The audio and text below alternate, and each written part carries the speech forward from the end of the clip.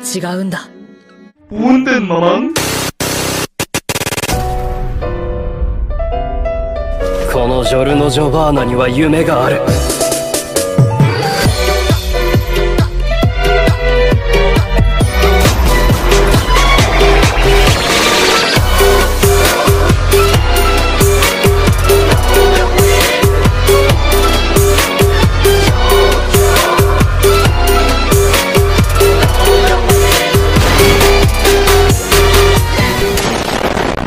Yo konnichiwa, kembali lagi dalam pembahasan novel Shinka no Mi, dan pastinya ini lanjutan dari video yang kemarin.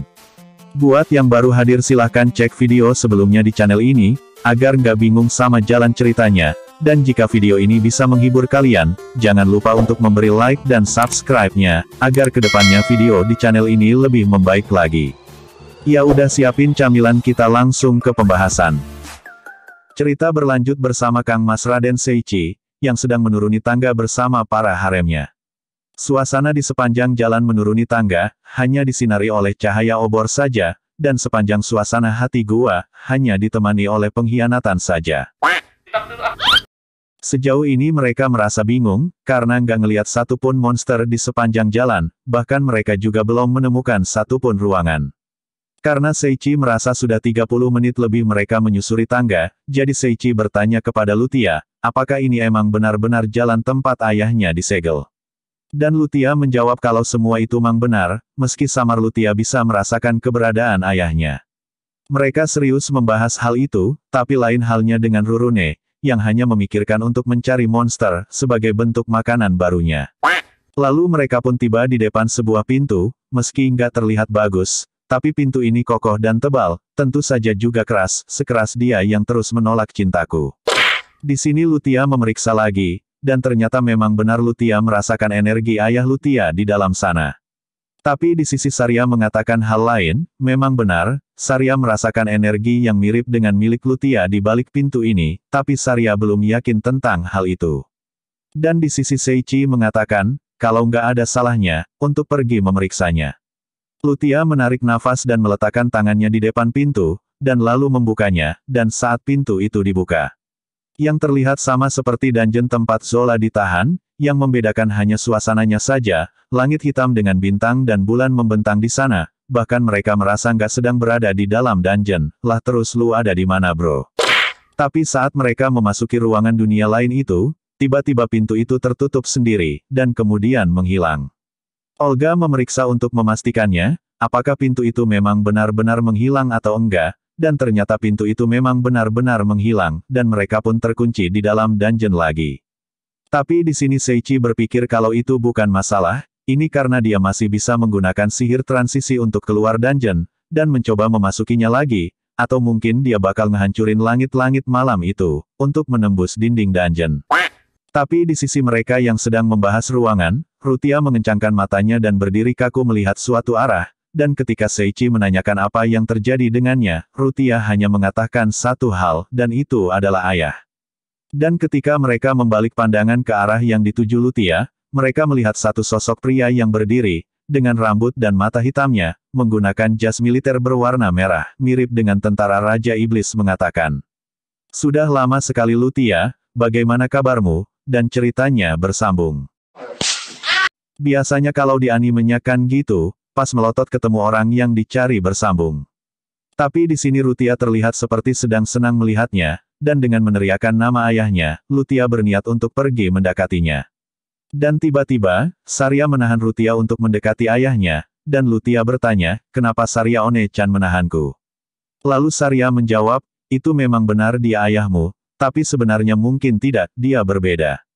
Seiichi yang mendengar Saria makin terlihat bingung, sedangkan Rutia memberontak dalam pelukan Saria, untuk pergi ke tempat ayahnya. Saria meminta Seiichi untuk menghentikan Rutia bagaimanapun caranya, tapi Rutia mengatakan, apakah kamu juga akan menghalangiku? Mendengar kata-kata Rutia Seiichi semakin bingung bertindak gimana, tapi sejauh ini, insting liar Saria nggak pernah salah, jadi Seiichi mengatakan kepada Lutia, kalau dia mempercayai kata-kata Saria. Lalu di sisi ayah Lutia mengatakan, siapa kalian, berani mengganggu reuni keluargaku? Dan Saria menjawab, dasar pembohong, kamu bukan ayah Rutia. Dan tepat setelah percakapan mereka, ayah Lutia yang melihat tingkah mereka pun tertawa sangat keras, sambil menutupkan telapak tangannya ke wajahnya sendiri dan berkata, "Kurasa aku bisa membunuh putri itu saat ini, tapi karena gadis itu, rencanaku untuk membunuhnya dengan tubuh ini jadi gagal." Rutia yang mendengar kata-kata ayahnya pun syok, dan tersungkur dengan keadaan sujud di tanah. Altria tanpa basa-basi langsung mengeluarkan kapaknya dan menyerang ayah Lutia, dan hanya dengan satu kata-kata saja, yang berisikan perintah untuk bersujud, tiba-tiba Altria menghentikan serangannya dan bersujud di tempat seketika. Tapi tubuh Altria nggak sepenuhnya nerima semua itu, Altria masih menahannya dengan senjatanya. Dan di sisi ayah Lutia yang kagum melihat Altria bisa menahan perintahnya, Olga masuk dari belakang mengarahkan kunainya di leher ayah Lutia. Tapi hanya dengan satu tarikan nafas saja, Olga sudah terlempar darinya, dan serangan kunai Olga nggak mengakibatkan luka apapun.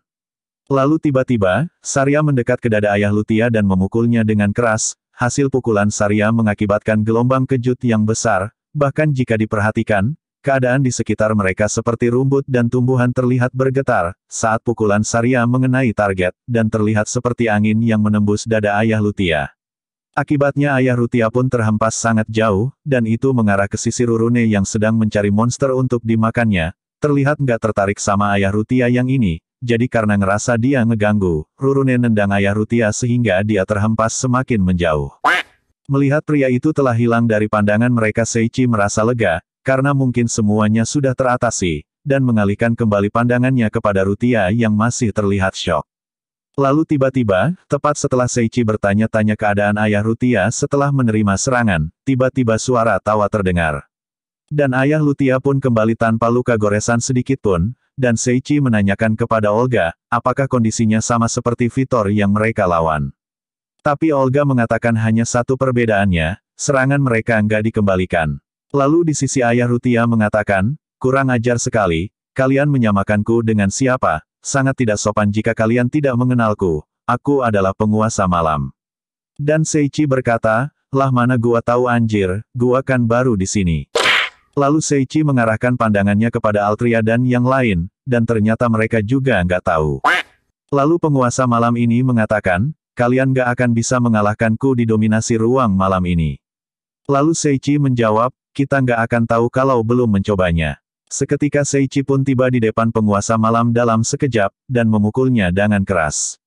Dan di saat Seichi melancarkan pukulannya, Saria berteriak mencegah Seichi melakukannya, karena tubuh yang dia pakai, adalah tubuh ayah Rutia. Tapi semua itu sudah terlambat, pukulan itu tepat mengenai wajah penguasa malam, dan dia terlempar sangat jauh. Tapi nggak lama kemudian, penguasa malam ini sudah kembali, dan Seichi terkejut lalu menanyakan, bagaimana bisa dia dengan cepat kembali, padahal sebelumnya Seichi yakin meninjunya cukup jauh. Lalu penguasa malam mengatakan, kalau ini karena dia penguasa malam, kalau bukan penguasa malam, dia nggak akan bisa kembali dengan cepat, ini karena tubuhnya sendiri adalah dominasi malam itu sendiri. Dan dengan percaya diri, penguasa malam ini bilang di hadapan Seichi, karena dia adalah penguasa malam, hanya dia yang berkuasa di malam ini. Tepat setelah mengatakan hal itu, tiba-tiba penguasa malam megang dadanya, dan menjerit kesakitan, dan perlahan memanggil nama Lutia. Lutia pun langsung membuka matanya, dan yakin kalau yang sedang memanggilnya adalah ayahnya. Keadaan Night King benar-benar berbeda dari sebelumnya, mungkin karena jiwa ayah Lutia, belum sepenuhnya bisa diambil alih olehnya. Rutia pun berlari menuju ayahnya, dan Seichi yang berniat menghentikan Ruti, tapi sekarang dihentikan oleh Saria, dan Saria juga mengatakan kalau sekarang sudah nggak apa-apa, karena dia yang sekarang memang benar-benar ayah Rutia. Lalu dengan menahan rasa sakit, ayah Lutia menyampaikan sesuatu dengan sedikit senyum. Mengatakan kalau tubuhnya sedang diambil alih oleh penguasa malam, dan dia juga sebagai utusan Dewa Iblis. Lebih dari itu, karena dia penguasa malam, artinya dia adalah dewa di malam hari. Seichi pun mengatakan apa-apaan dengan sebutan dewa itu, mengingat sebelumnya mereka sudah melawan dewa berjulukan sebuah eksistensi dan resonansi. Sementara di sisi Rutia mengepalkan tangannya, merasa nggak terima kalau tubuh ayahnya udah dirusak sama kultus Dewa Iblis. Gua lupa bilang ya, utusan Dewa Iblis dan agama Dewa Iblis tuh beda. Kalau utusan agama Dewa Iblis, artinya mereka yang ada di bawah pemuja. Sedangkan utusan Dewa Iblis, adalah utusan langsung yang dipilih oleh Dewa Iblis, dan kebanyakan dari mereka juga sudah diberi kekuatan oleh Dewa Iblis itu sendiri, makanya nggak heran kalau sekarang mereka menyebut dirinya sebagai dewa.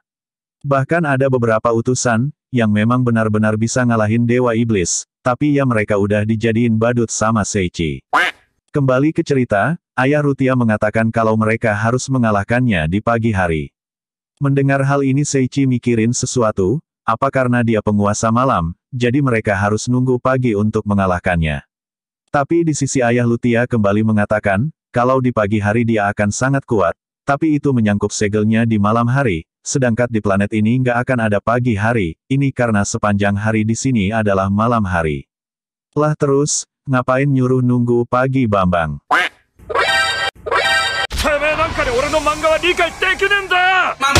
Seichi terkejut mendengar kata planet, dan Raja Iblis mengatakan kalau mereka saat ini, berada di planet yang berbeda dengan planet mereka. Seichi berkata, apa maksudmu? Raja Iblis menjawab, bukankah kalian sudah memasuki sebuah dungeon? Lalu Seichi mulai mengingat, singkatnya gini dah biar kalian ngerti, anggap saja pintu itu sebagai pintu dimensi, yang menghubungkan antar dunia. Tapi di sini Seichi berpikir, jika emang dia nggak terkalahkan di malam hari, dan nggak akan menerima kerusakan apapun, kenapa dia kelihatan kesakitan saat nerima pukulannya? Lalu ayah Rutia pun mengatakan hal lain, baginya segelnya bukanlah sebuah segel, bagi pandangan orang lain mungkin itu bisa jadi sebuah karunia atau berkah. Dan Olga mengatakan, apakah Seichi nggak bisa melakukan sesuatu? Aku yakin di sini pasti Seichi One-chan bisa melakukan semua hal. Dan ayah Rutia pun mengarahkan pandangannya kepada Seichi, dan mengatakan, mungkin jika dia yang melakukannya akan sedikit berbeda.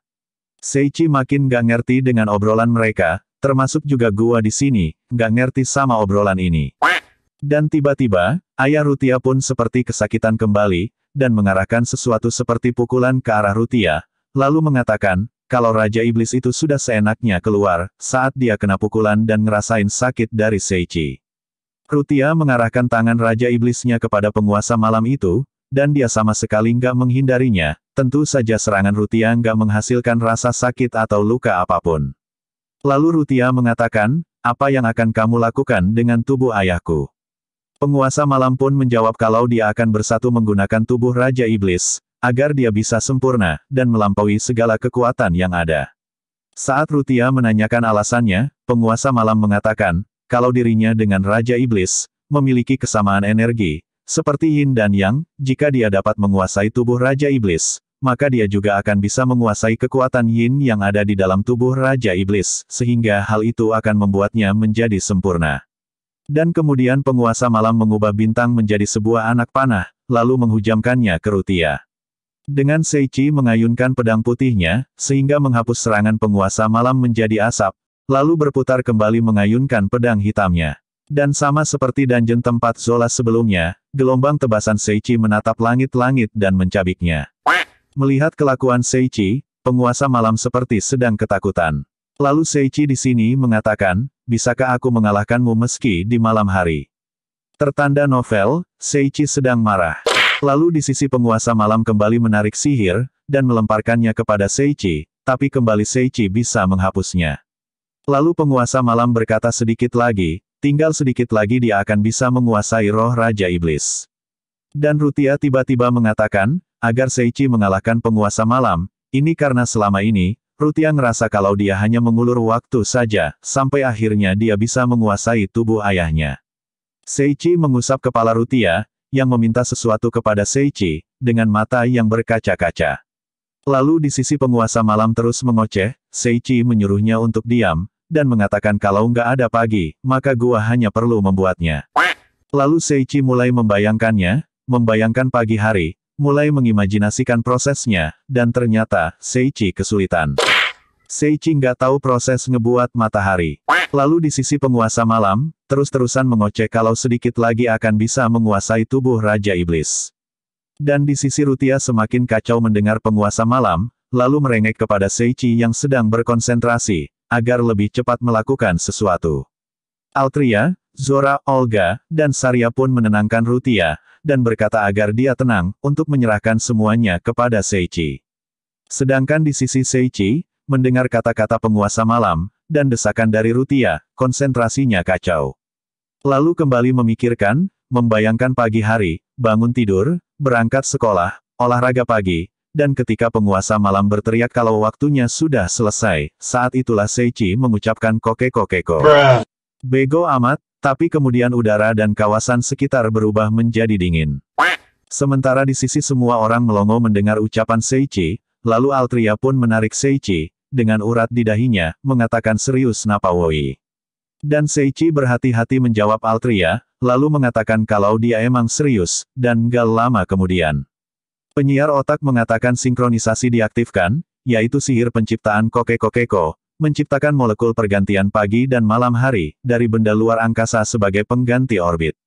Ya ini tuh karena Seichi hanya ngebayangin ayam berkokok, dan karena bingung Seichi buruk dalam pengucapannya. Dan gak lama kemudian, saat penguasa tertawa, karena merasa dirinya telah selesai menguasai Raja Iblis. Tiba-tiba matahari muncul, seperti matahari pagi yang menyapa dunia. Di sisi penguasa malam terkejut, melihat dan bertanya-tanya apa yang terjadi, sambil mengarahkan pandangannya ke langit, tiba-tiba dia menyadari, kalau tubuhnya ngeluarin asap, ngebul kayak knalpot 2 tak. Dan penyiar otak menamainya, sihir surgawi, dengan mantra kokeko-keko. Coba kalian bayangin aja, kalian udah berpose keren, membentuk sebuah lingkaran sihir, mengimajinasikan prosesnya, dan ketika mengucap mantra, kalian ngomong kukuriuk, karena ngebayangin ayam berkokok. Di sisi Seichi dan para haremnya, membahas kejadian ini dengan kekonyolan mereka, penguasa berteriak, dan berkata, kenapa tidak ada yang memperhatikanku? Tubuhnya masih ngebul dan makin parah, lalu perlahan jatuh ke tanah. Dan pada saat itu Rutia berlari dan memanggil nama ayahnya, lalu menangkap dan memeluknya.